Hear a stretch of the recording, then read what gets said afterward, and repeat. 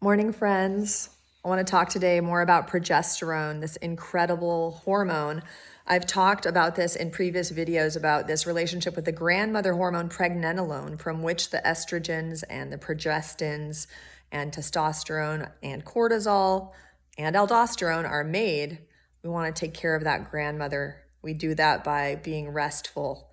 In my new course, Repattern Migraine, I will be going a lot into how to regulate the nervous system, how to live a more restful life so that we can really take care of our adrenal glands, because people just want to supplement for their adrenal glands. It's not that simple. You have to actually heal your life. I hate to break it to you. The good news is that healing your life results in a much happier life, a life that is more pleasurable. And then the question becomes not how much pain can you withstand, how good are you at handling the pain, but how much ecstasy and pleasure can you handle, right? So I don't think we should think of that as a hassle, that healing migraine involves healing our life, because healing our life makes for a much more fun life. But back to the progesterone.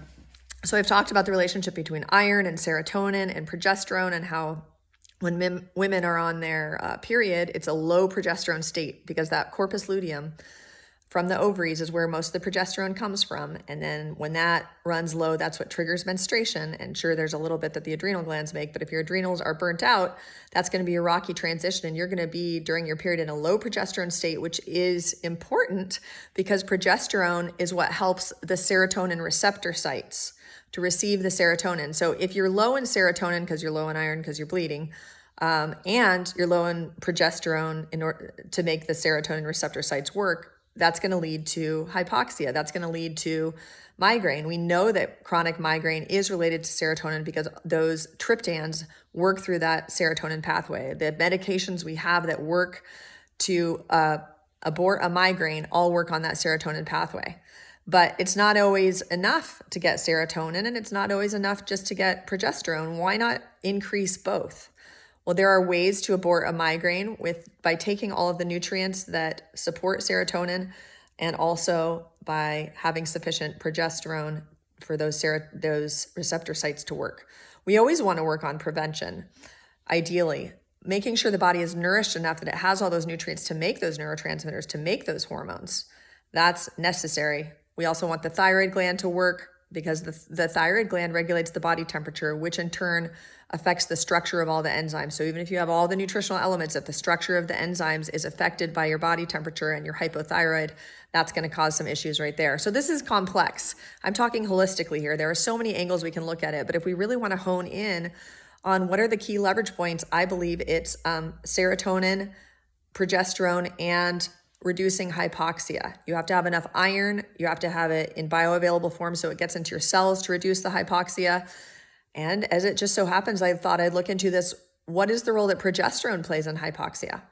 So women, when they're bleeding and more prone to migraines, lose iron that they need to get oxygen into the cells.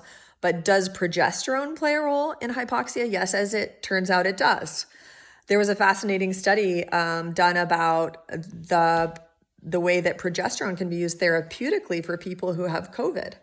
And of course, we know that older people have worse outcomes with COVID, and that it's an inflammatory condition characterized by severe hypoxia, or low oxygen on a cellular level.